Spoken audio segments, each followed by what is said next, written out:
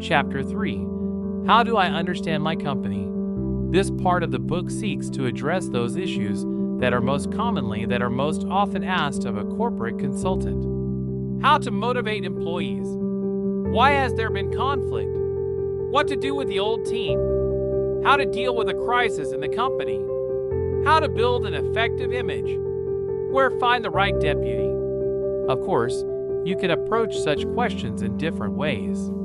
One approach, let's call it system structural, is more traditional for our business environment. Here, the primary ones are general laws of management and certain optimal models of a company's internal structure.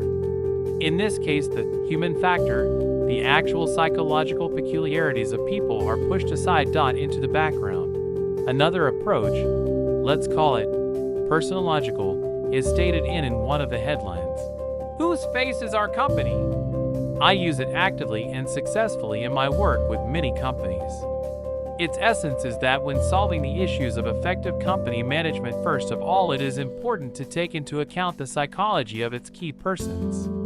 And then it becomes clear why they built the organization the way it is as it is, why they interact with each other in the way they do, and finally, why the team consisting of these people faces these types of problems. Accordingly, I strongly believe that a leader, in running a company, reproduces in it both his pluses and his limitations, both his goals, and to some extent even his family history. To illustrate, let's imagine two organizations working in the same market sector, with exactly the same structures and equal number of people, where there is the president, the general director, and deputies for finance, for marketing, for this and that.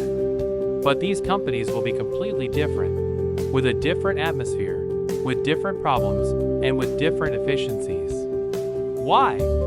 Because all the cells and circles of their organizational structures will be filled by completely different people. In practice, the fundamental circumstances of the life of this company will depend on them. At the same time, the system structural aspects are often put in the forefront, and because that's how they were taught, many managers are at the mercy of this approach and, at the throat of their own song and intuition, are trying to cram the human dimension into the Procrustean bed of system-wide laws. And then the determining question becomes, what? And then, who? The chapters in this part of the book are based on a personological approach to company processes, in which the primary question is, who?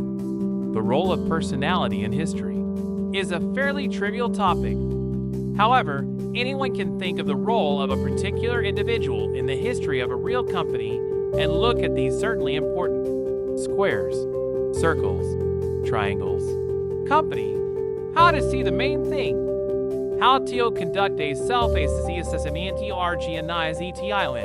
It is clear to everyone that in order to sail to the appointed point, at least you need a ship, a qualified crew, where everyone knows clearly what he has to do, and a captain who steers this ship on course with a firm hand. And it is important for the captain to understand not only where he is sailing and with whom, but also how everything is organized and what is going on around him. But when it comes to the company, these simple, universally accepted terms are often violated.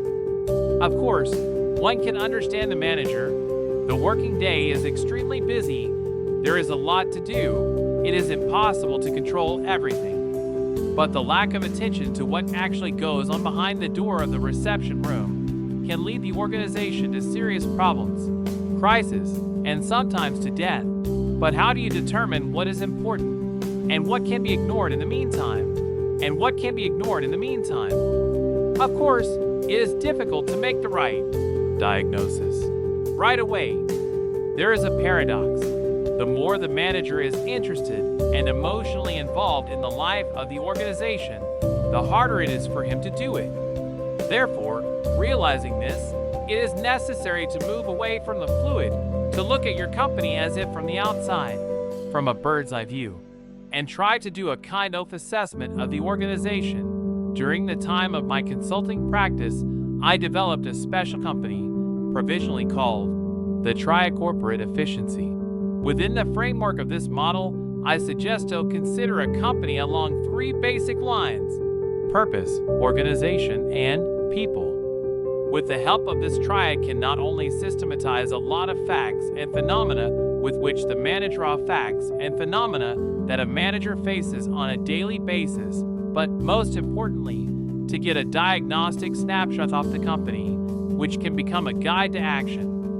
An assessment can be carried out at different levels and with different degrees of depth, as an entire organization. For example, a holding company with many subsidiaries, affiliates, and representative offices, as well as a small subdivision. Purpose.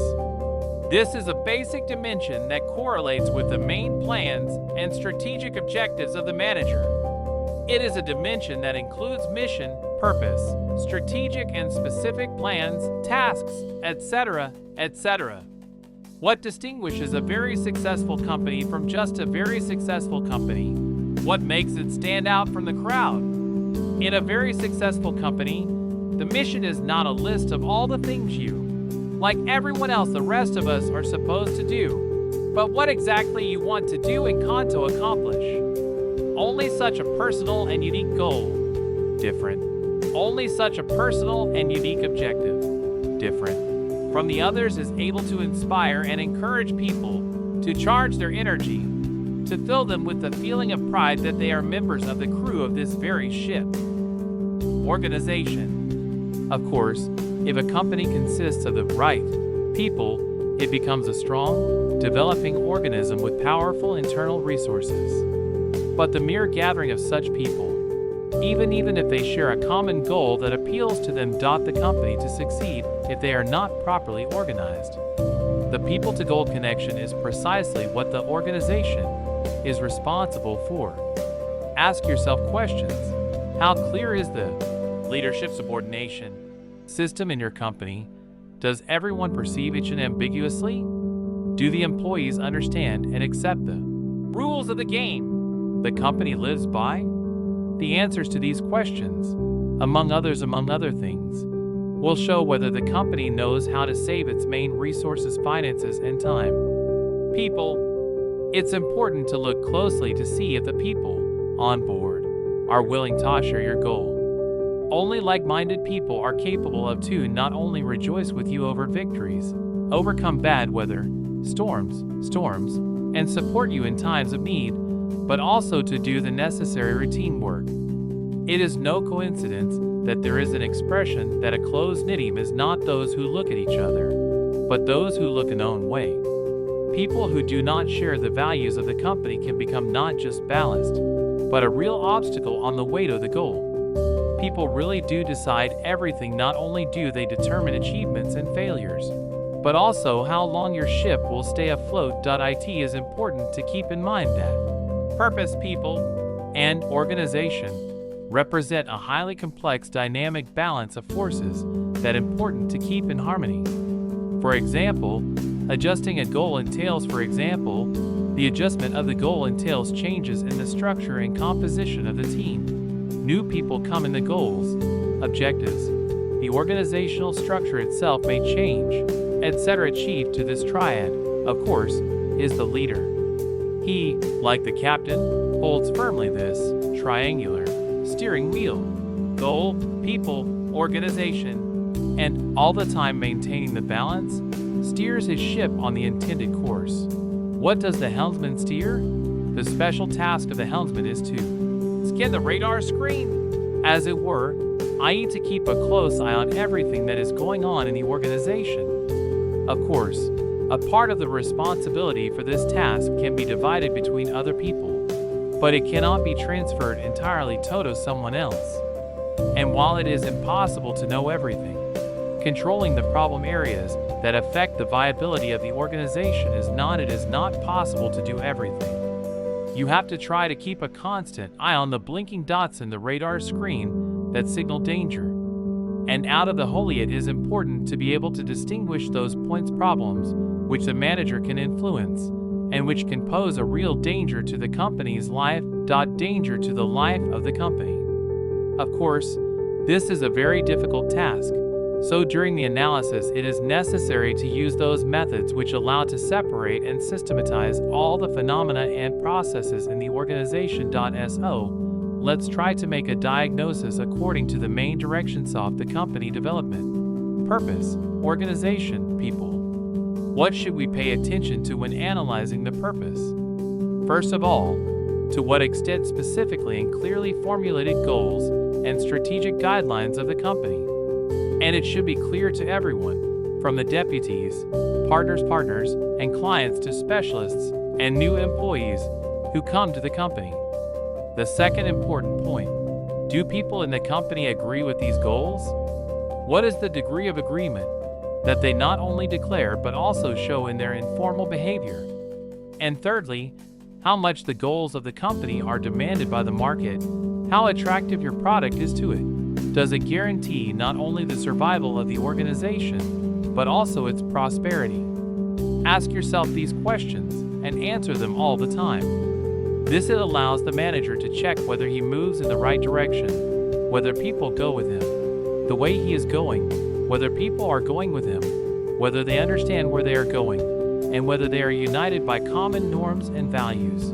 They are united by common norms and values. And the more meaningful, higher, more ambitious the goals, the more important the answer to each of these questions. Then let's try to analyze the organization. Is everything properly? Everything in the company is organized to ensure that the goal is achieved. On the one hand, we need to look at how roles are distributed between employees, how much autonomy is there in everyone's work, to what extent people are focused on specific tasks, whether these roles are enough functions for the goal to be achieved. On the other hand, it is important to see to what extent people are united, to what extent their roles and functions, whether they can work as a team. This balance of differentiation and integration is very important, and only the manager himself can analyze it. Of course, he can discuss these problems with consultants, consult with ManagerSec, but the final decision is always up to him. Because only he from the height of his position can see the whole picture, only he understands which problem the organization is trying to solve at this moment. And he, more than anyone else, is interested in saving resources, including financial ones. And how do you check the effectiveness of the structure? For example, you can see how a particular, even a fairly simple solution will be implemented in practice. It is important to go all the way through and answer the questions. Are you satisfied with the speed of implementation of the solution and the result obtained? What problems, clots, have arisen along the way, because of which caused the necessary actions not to be taken? The information is slowed down or completely gets stuck in the depths of the company. And then it will become evident whether your organization is helping helps or hinders the effective promotion of the solution. The third area is people. Analyzing it, you can ask yourself, if I had to recruit people again, would I take the same people or would I test them? I would take the same people on board, or would I be relieved if someone had come ashore? And then you can try to get into the position of employees, at least those in whom you are most interested, and try to answer the question of whether they themselves want to stay on board. Are they interested in the company? Are they good to work with you? How fulfilled are they here? After that, it's easier to make the necessary staffing decisions. Let some people go and give others someone else, raise their salary, etc. So, the leader is the person who leads the ship to the goal, trying not to go off course. But the tricky thing is, while controlling the strategic global directions, you also have to pay attention to the constant blips on the radar screen dots on the radar screen. These are the little things and problems that people encounter and which the head of the company often does not pay attention to. The unit is the copier that does not work, the dirty mat at the entrance, the unequipped workplace, etc., that can nullify the most serious efforts, seriously shake faith in leadership. People begin to feel that all the talk of great goals, objectives, and perspective people start to think that all the talk of great goals, objectives, and prospects is nothing but empty talk, since the real problems hindering the work are not being solved. And sometimes, in order for people to believe in some global changes in prospects, it is necessary to change something at the level of small things, without waiting for the small problems to disappear on their own when the big problems are solved. Why is it economically advantageous for a company to have a mission? The concept of purpose in the triad of corporate performance include mission, strategy, plans and goals of the organization, etc. But if the majority of managers treat the development of the strategy, specific plans, and tasks seriously, then the attitude to the mission is often very skepticism. Its development often or not engaged in at all, or approach it formally perhaps, because it is the most ideologically loaded concept. And many managers are unlikely to think about the fact that the mission has a specific practical value and works for the company's profits. Why and where? A straightforward definition of mission is purpose. Every human being ever begins to wonder why, what he lives for, where he is going next. An aimless existence is destructive. Any actively living company at a certain stage of its development begins to look for answers to the questions. What are its future goals? What makes it different from its competitors? And the mission is just a kind of starting point for the development of the company's strategy. Understanding and sometimes rethinking the mission opens up to the organization completely different perspectives and opportunities. A few years ago, we didn't have to think about this topic. In the Soviet period, the mission was one for the whole country. Developed in the depths of the CPSU Central Committee, clearly and precisely structured, it came down from above, was specified for each branch of industry, then for each enterprise, subdivision, and, finally, for each individual. Remember how painfully the workers remember the painful collapse of their industry. The idea for which they had lived and worked, collapsed, and with it the feeling of their own importance, the personal idea that they had lived and worked for collapsed, and with it the feeling of personal significance and personal mission of those who had worked for the state in the early years of perestroika. At the dawn of capitalism, we somehow decided that there was no need for any planning at all, and that the market itself would regulate everything and put everything in its proper place. The market will regulate everything on its own. Firms grew like mushrooms after the rain, but just as quickly disappeared. But the time for impromptu planning is over. Companies that have survived the economic crisis and turmoil of recent years are going to live long and engage in meaningful concrete activities. The reactive, organizational culture and patching up, management, patching holes, is being replaced by purposeful and economically calculated forward movement. Cutting off the superfluous. How to save company and executive resources at the expense of mission.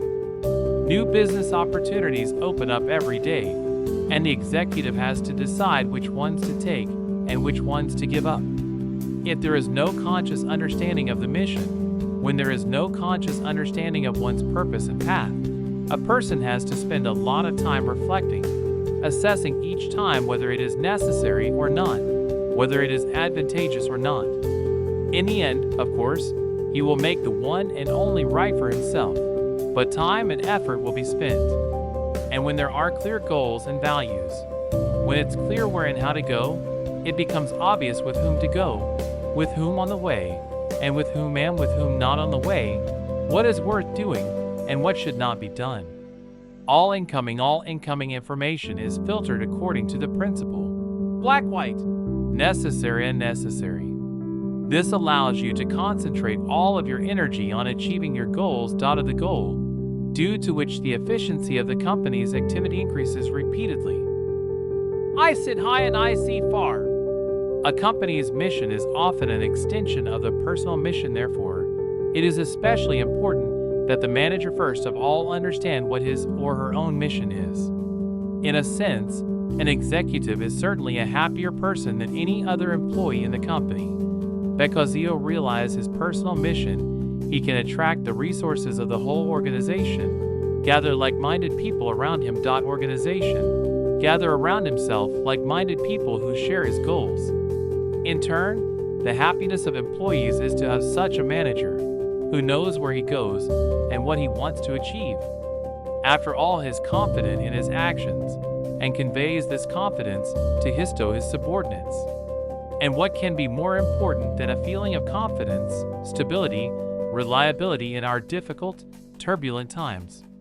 Undoubtedly, the state of certainty and stability of one's own picture of the world is one of the most important conditions for efficient work. Of people. And in general, such an organization, other things being equal, the organization has a much better chance to win the leading position on the market. Position on the market. Obviously, the mission should be shared by absolutely all employees of a company. But often it exists only in the head. Of a manager.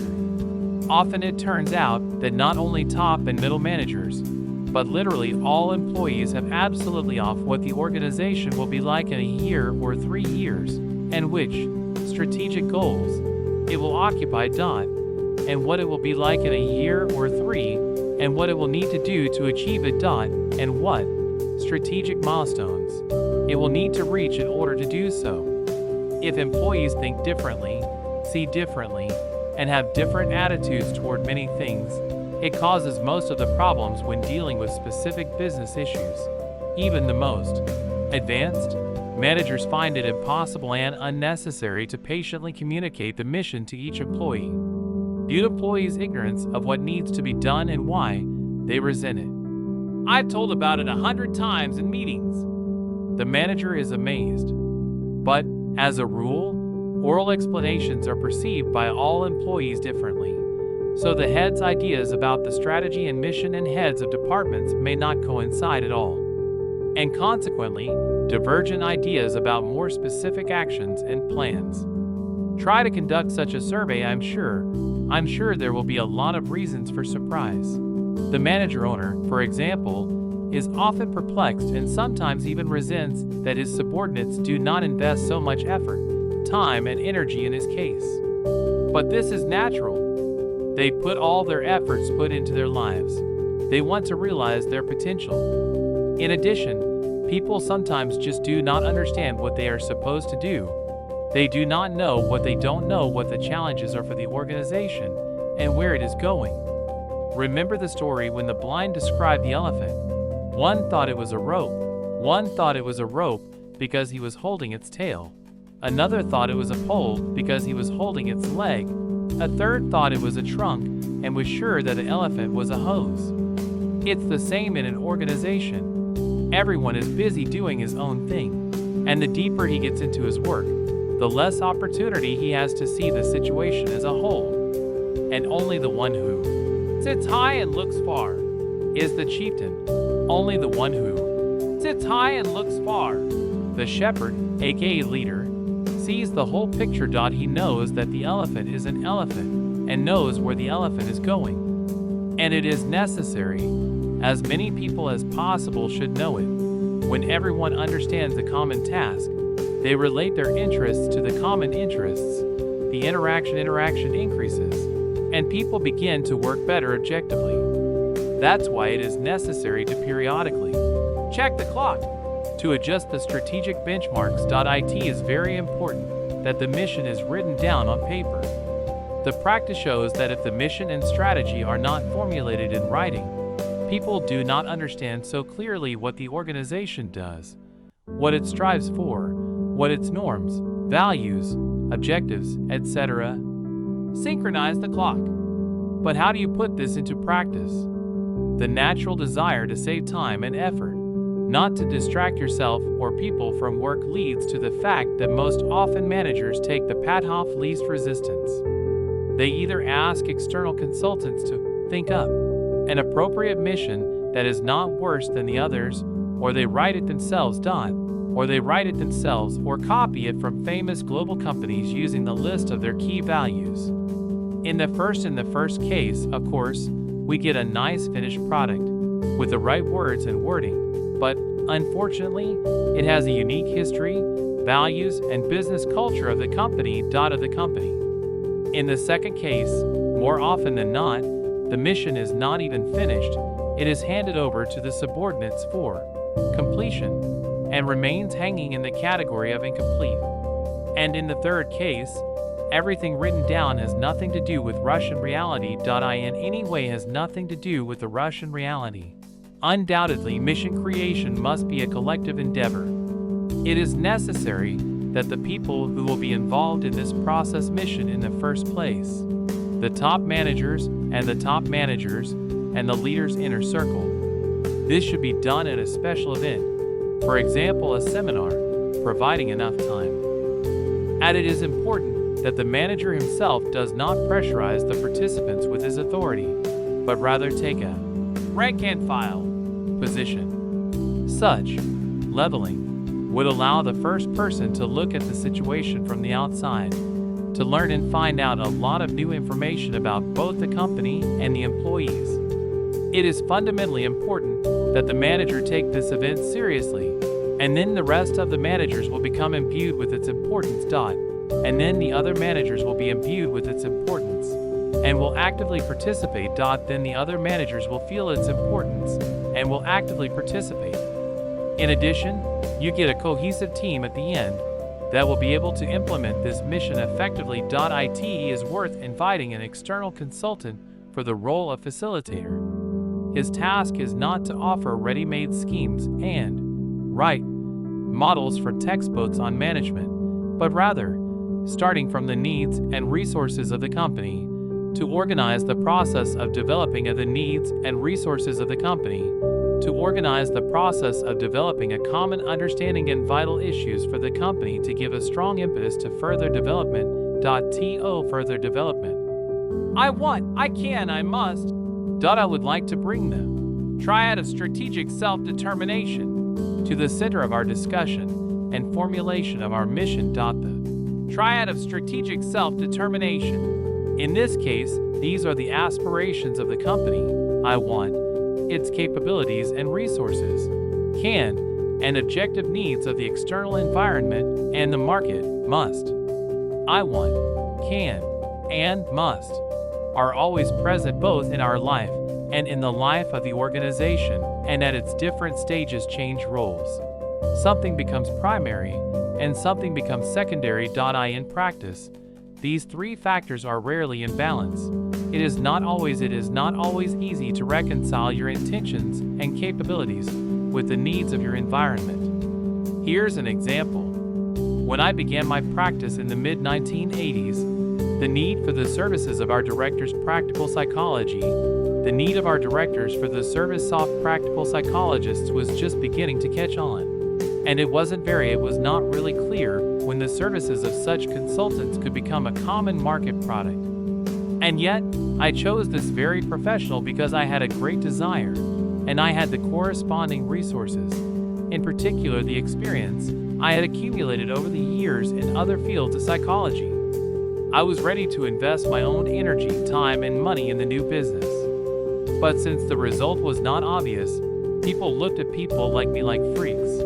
How is it possible to quit everything, to give up the prestigious position of dean or deputy dean of the department and devote yourself to a job that might not be in demand, that might not or bring in money or status in society? Fortunately, the need market have changed, and to my want and can have been added a must. Specific questions that clarify these what can and should could be as follows. What is the essence of our business? What exactly are we doing? What is our main goal? What is our company? What is its status, its social role? What is our production policy? Who is our customer? Where is our customer? What is the main client's main need that we fulfill? Our policy in working with the client, approaches, principles, company people, who are they, what are they like, what are company values, indicators of corporate culture? When the mission is clarified, then not only are the main strategic benchmarks clearly visible, but also the principles. Strategic guidelines, but also the principles of group interaction, norms, and values. It becomes clear what should be the organizational structure, which subdivisions which are the main and which are auxiliary, and which people should occupy. The chart below shows all of the key positions and which people should and cannot occupy the company, what to invest resources in, including financial, and what not. Solving many issues related to the life of the company does not requires no long thinking on the part of the manager. The efficiency and speed of making numerous decisions multiply, because he clearly understands what is useful and what is harmful to the organization, what works and what does not work to achieve the result. After all, it is impossible to grasp the immensity by consciously rejecting that prevents us from moving towards the goal.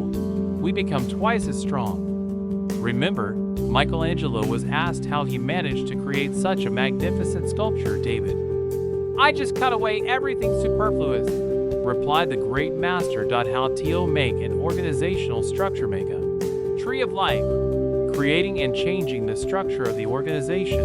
Some managers treat it as a boring necessity. Others act with passion and excitement, like children assembling a Lego set. Some of them build an elegant chain, while others build an unwieldy structure of 100 stories. 100 stories. Often I hear from company executives, "I don't want to understand these squares. It has nothing to do with the real business. It's a waste of time," etc., etc. But how else clearly and we can connect the tasks of the organization and the people who carry them out, so that it is clear to everyone what he does, who he reports to, who and what he manages, what he is responsible for. Therefore, the organizational structure is one of the most important tools for achieving the goal, and not at all a rudiment of the administrative economic system, as some people think. Imagine a fruit tree which no one takes care of, does not form the crown, does not trim the dead dry branches. In the end, it will turn into a dystopia. The same thing happens to a company if the manager does not take care of this seemingly routine business. A stranger among his own. The market situation changes, new lines of business appear, new clients appear. Accordingly, the strategic goals and tasks of the company change. Of the company change accordingly.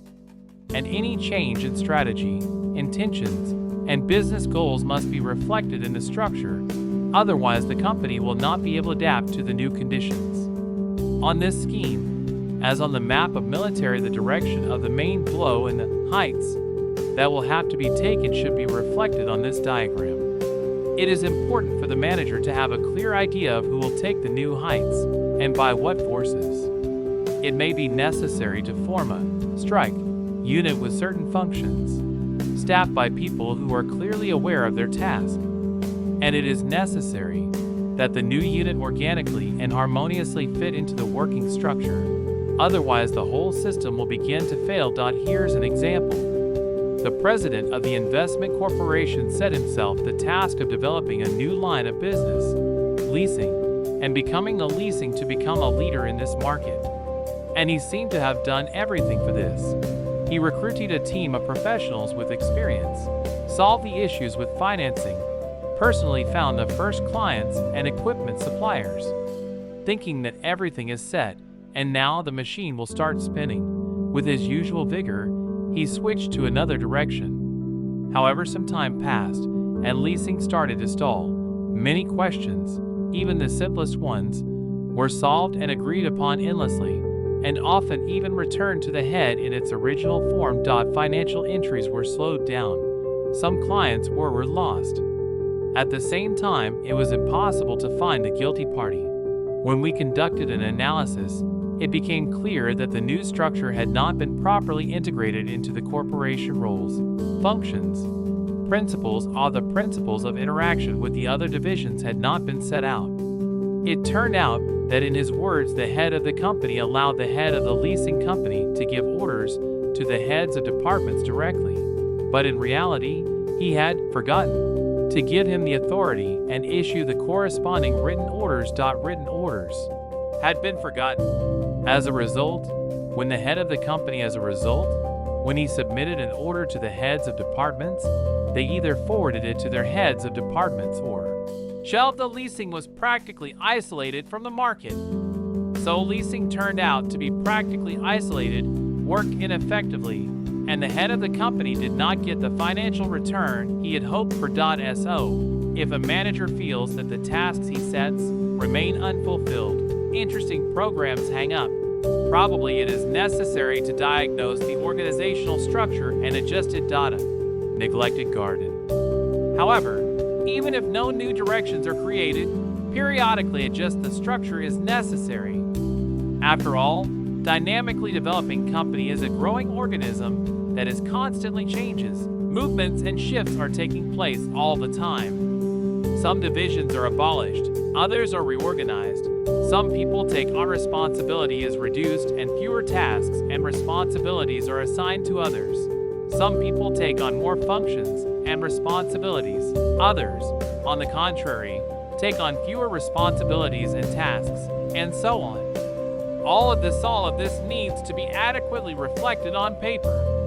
The task of a manager is to see it in time and make the necessary corrections. Here, as well as in architecture, the form serves the function. If the function changes, the form should also change. A concrete example. In a large commercial and industrial corporation, a competent, professional person was hired as the second deputy general director, and his functions and responsibilities were clearly defined. However, the level of his competence was that in the process of his work, he began to receive a number of different information and communication flows. Information and communication flows not directly related to his duties. Thus, informally, he became the center of many interconnections, and the manager noted it in time and approved, formally promoting him in his position. Spy games, manageability of the company, and the organizational structure are directly interconnected. A well thought out and clearly built structure increases manageability and, therefore, the speed at which you can move towards your goals. Today, they talk a lot about business transparency, but transparency should not only concern financial indicators. When a company's mission, strategy, and goals area is reflected in an appropriate organizational structure, everyone, both employees, clients, and partners. Employees, clients, and partners of the company. Not only to the head of the company, it becomes clear what kind of organization it is, what goals it realizes, what role this or that subdivision or employee plays. If the structure is unclear, amorphous, and does not work for results, the company will be in organizational chaos. In other companies, as in spy organizations, it can be difficult to understand who has what authority and who is actually doing what. And who is actually doing what.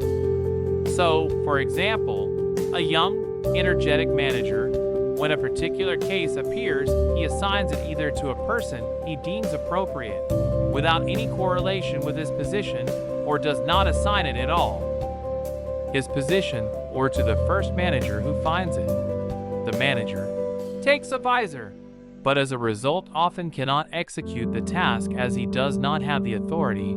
The executors are subordinated to other people, etc. The case comes to a standstill, which enrages the manager.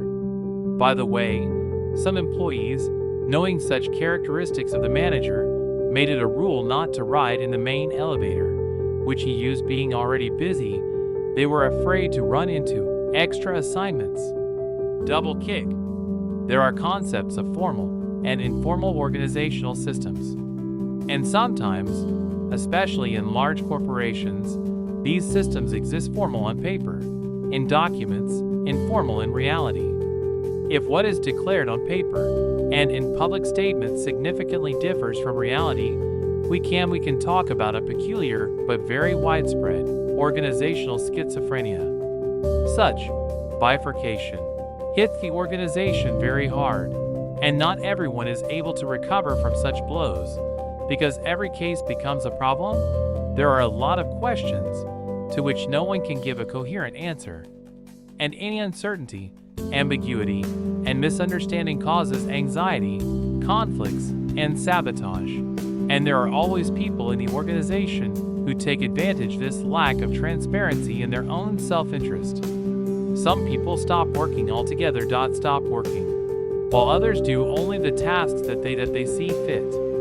Into these gray, unclear areas fall many resources that a manager invests in the organization: money, the time of people who don't do the work, etc. Change compatible with life. The structure should be such as to highlight results that are truly meaningful, important to the intent and business priorities.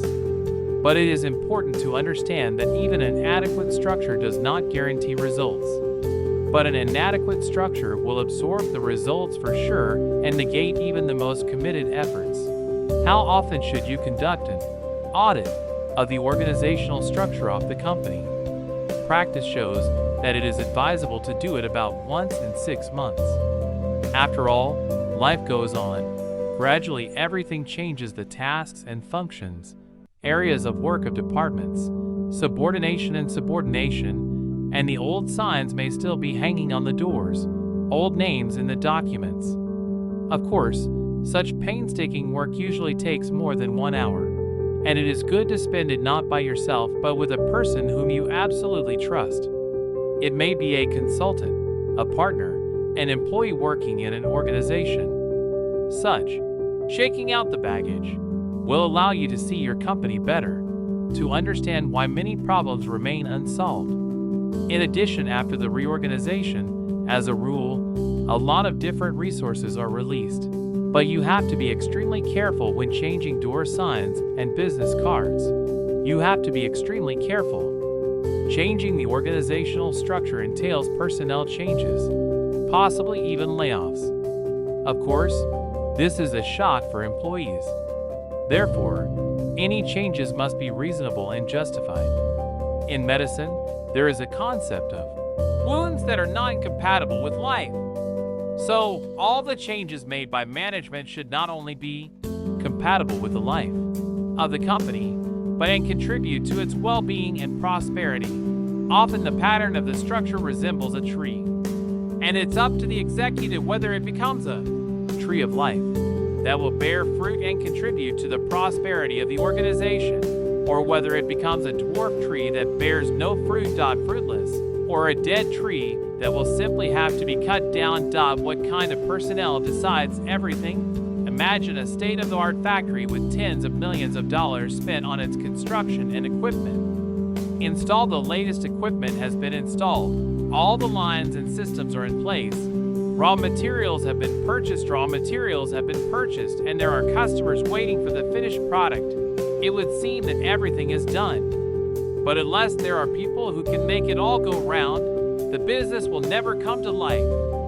Of course, anyone would say that this is a fantastic situation. It doesn't happen in life. It does, and very often, though certainly not in this pure form. It's just that usually staffing problems are not so obvious or hidden from our eyes. Remember the famous phrase, "It's not the place that makes the man, but the man place." Then they began to add that the place makes the man. So what is this place? Let's try to consider this notion based on the conceptual model of the triad of corporate efficiency, purpose, organization, people. And in this case, place combines two components of the triad, purpose and organization. In a company, it is expressed in the presence of a certain position with prescribed duties and functions, as well as those goals and tasks which the manager sets for the person in this position. Let's look at several possible combinations of person place. There is a position. We are looking for a person. The most common personnel question a manager asks is who to hire for a new or vacated position. And in any organization, the search for a suitable person is a rather sooner or later the necessary vacancy will be filled. But there are pitfalls too. Let's say a company needs a person for the position of commercial director. It would seem clear what professional skills and personal qualities he should have. The standard list is easy to find in any relevant recruitment ad. And if the candidate meets all of these requirements, then we can say that the task of finding an employee has been solved successfully. But in reality, as no two people are alike, No two companies are alike. And two identical companies. And to solve specific tasks for each particular company, each particular company needs a person with a unique combination of qualities. For example, one company needs a generator of ideas, and the ability to choose the right tactical moves are of particular importance.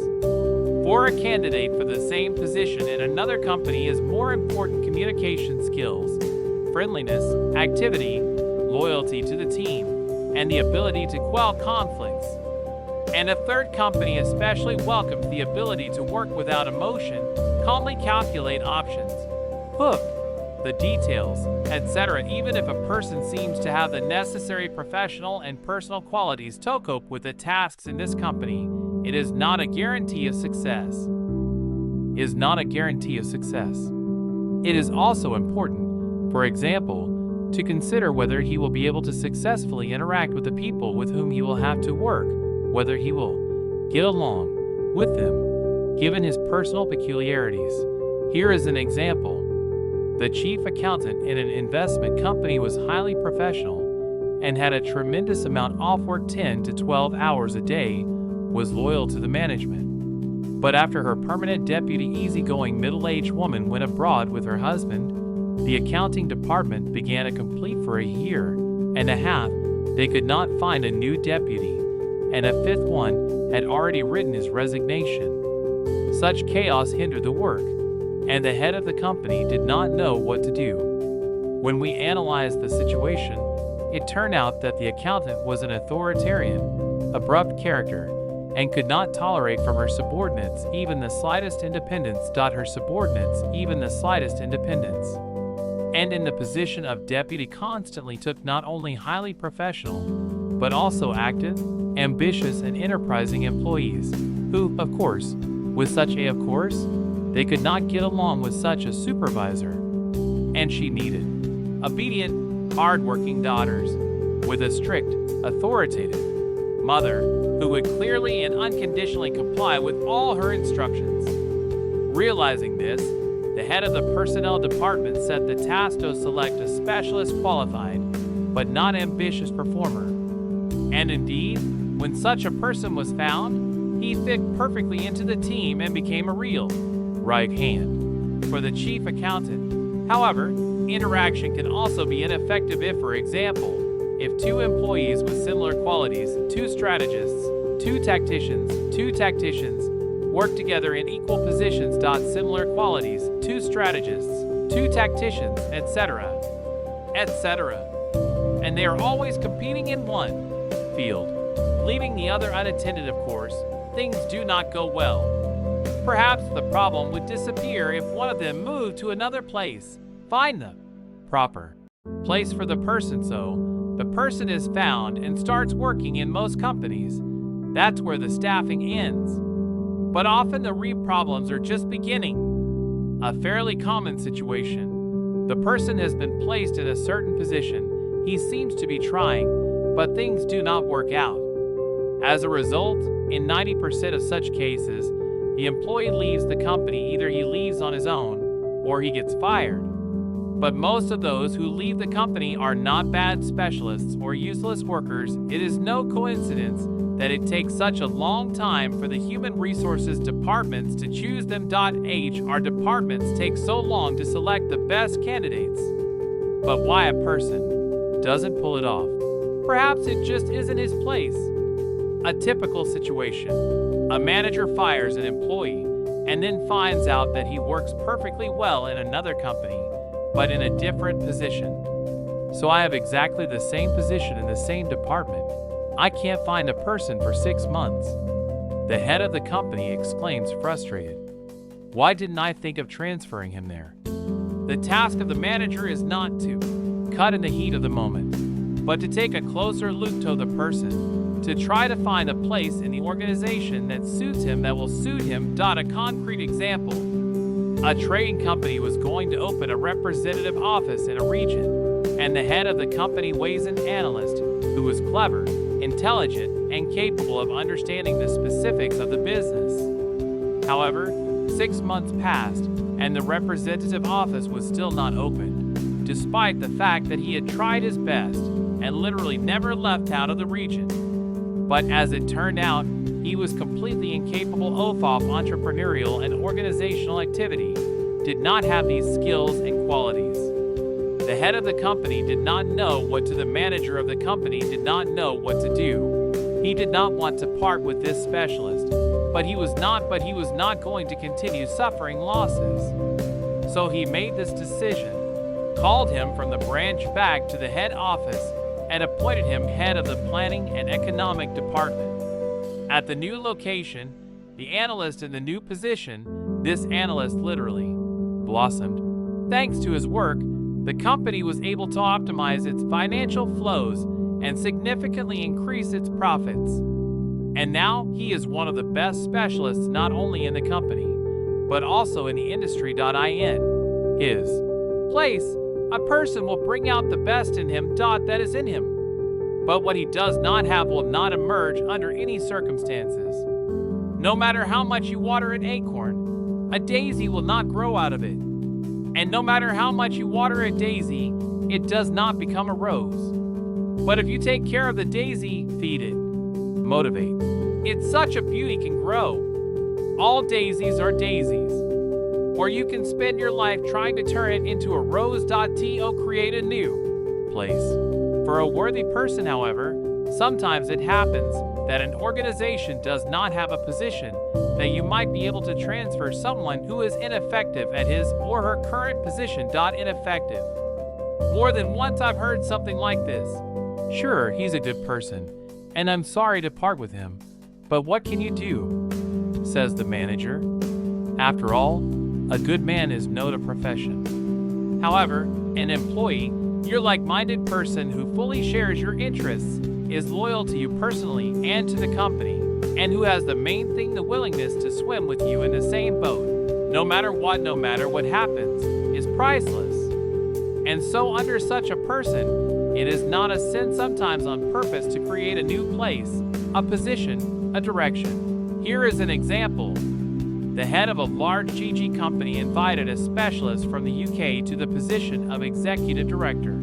The head of a large GG company invited a specialist from a well-known bank to the position of executive director. A well-known banker with an excellent grasp of high technology. It seemed that better manager for this position, and hard to find the owner, and the candidate spoke the same language. The specialist could not leave the bank at once. Negotiations were long, and finally, 6 months later, he started working for the IT people. But after 2 months, the manager was literally seized by panic. He saw that the new CEO, as a manager, was completely incompetent. He was unable to organize the work of his employees. Projects were failing, and the company was losing customers. On the other hand, he could spend hours and hours talking vividly and persuasively for hours on the merits of new software products. Parting with this, the owner was reluctant to part with this man, who was also very well known on the market. As a result, the way out was found. A completely new place was organized specifically for the alien. He became the head of the consulting department and a sort of mediator, translator of the language of bankers and programmers. From the language of bankers to the language of programmers, and vice versa. In particular, he consultations and seminars on technically complex projects and turned out to be in high demand. And now it is impossible to imagine this organization without the creative direction. Sometimes an employee himself can come up with an interesting idea. For example, the head of a large bank who did not want to part with one of the top managers whose work in his current position was not going well. He could not think of where to move him. He went through finally asked the manager, "Listen, what would you like to do?" And it turned out that he wanted to develop a whole new line of business, leasing. The necessary experience and connections. "Well, why didn't you about it before?" The manager wondered. "I wasn't asked about it. Asked me about it." He replied. "I often cite as an example to executives who are not blessed with a sense of humor. the clown Yuri Kuklachev. He is a great animal trainer. He makes cats work in the arena, even though it's thought that cats can't be trained. How does he do it? Very simply. He takes a close look at his pets, notices their habits, and arranges the number in such a way that the cats are happy to do the same tricks as in real life. And everyone is happy. He's not just a leader, but a wise leader. He takes into account the peculiarities. He doesn't force his workers to do things that they can't do what they objectively can't do, no matter how hard you try or how much you pamper them. But in our companies, they seldom organize new workplaces especially for the employees. Maybe it is the genetic memory that is bothering us, the experience of many years of creating unnecessary places for the stuffy. How to evaluate a candidate? How do you understand and practice what a person is and how he fits the place? You can try to do an independent assessment. First of all, you need to figure out what qualities a person should have so that he or she fits this place. This a company, the manager, the environment. When we clearly understand what we need and maybe make a list for ourselves of the qualities we need, we should try to assess whether or not this person has them. In doing so, it is important to step back from the situation a little bit and it's important to try to do this in an unemotional and open-minded way. Starting from the qualities we need, let's try to think and formulate for ourselves questions, not the ones that we will really ask the interlocutor, but the questions we need to ask ourselves in order to understand what kind of person in front of us. These inner questions could be, for example, this: what kind of thinking does this person have, logical, abstract, or concrete? Can he stay focused, concentrated under stress or time pressure? Is he an optimist or a pessimist? What is more important to him, the result or the process? What kind of life more attractive, measured, predictable, or giving a feeling of novelty and risk? Does this person have a system of moral standards? Is he capable of inspiring subordinates? And those are just 7 questions out of 1,000 that you could ask yourself during a specific conversation. In this case, the most important ones in each specific case are the 2 or 3 basic ones. Are the 2 or 3 main questions, prioritizing the who over the what. This assessment is possible in all 3 cases. In the first, when there is the first case, when there is a place, we are looking for a person. In the second case, when it is necessary to find a person, his place, and in the third, when it is necessary to create a new place for a worthy person. The first situation is the most standard. It is no coincidence that an entire industry has been created for personnel searches, recruitment, and consulting agencies, personnel services, etc. The second situation is when that person is transferred to another position. Also occurs, but less frequently. Usually these are planned, very formal moves up the career in the most advanced companies. And it is quite a big rarity is when a new place is created for a person. Up until now, the most important thing is the place, i.e. they operate according to the principle. First of all, what, and then the who. But if we prioritize person over place, carefully look closely at the people who contribute to the prosperity of the company, and give them the opportunity for real advancement and development, then the effect can surpass all expectations. This approach, first the who, and then the what, is the real use of the company's main resource. If you like my channel, tell your friends and family about it. Perhaps it will also be of interest to them. Subscribe to my channel, click the bell, so as not to miss new releases. And also write your opinion in the comments. Thank you for your attention.